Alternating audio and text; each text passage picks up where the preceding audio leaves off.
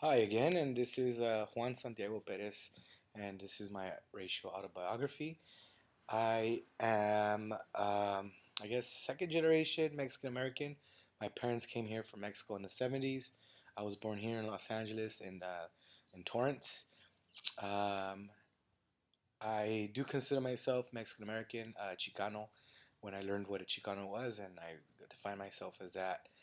Um, Really, my racial autobiography, I mean, what can I say? I consider myself Mexican and American.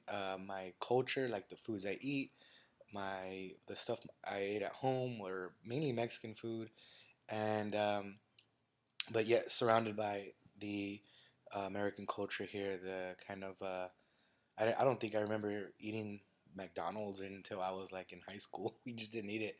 I actually was really confused when I saw that other friends did eat that stuff. So food is kind of a big indicator of my culture. We did eat spaghetti with tortillas, which was very unique because we didn't have bread. We didn't eat rolls. So we just ate spaghetti with tortillas. One thing that I do uh, think is more important to me, or not important to me, but the life of poverty or poverty, seeing different ethnicities living in the same conditions, I think really has affected me growing up. I grew up in the projects in Harbor City, in the harbor area of Los Angeles, and really, it was an environment where there was African Americans, there was mixed race African Americans with Latinos or Mexicans as we call them, or they call themselves Blaxicans. Very normal for me. Extremely poor whites that were there. So pretty much we grew up in a diverse environment. I grew up in a diverse environment, but nobody really kind of picked on each other because we were all poor. My mother cleaned houses.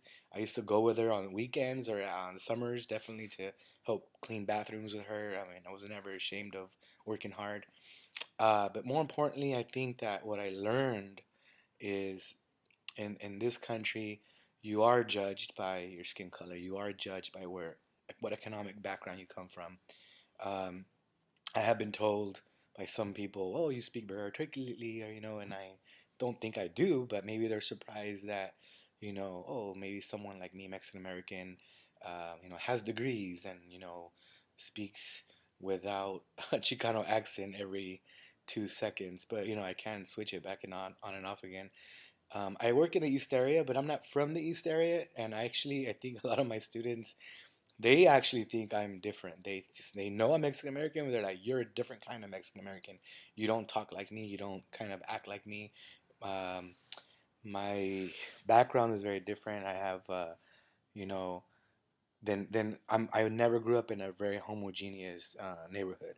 We had Guatemalans, we had blacks, whites, Asians, as I mentioned before, and I think that completely changed my mind about ethnicity and what it is to be a minority.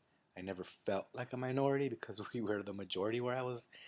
I think the first time I felt or when my first awareness of race or ethnicity was two um, experiences. One, going to work with my mom, and I really kind of noticed like, wow, everybody you work for is white. Everybody you work for doesn't look like me, and of course, my mother, Mexican American, she's like, oh, los Americanos, los Americanos. So I associated white with Americanos, like they're the real Americans, and I'm not. Everybody else isn't, and that's kind of a normal thing. And I kind of grew up like that.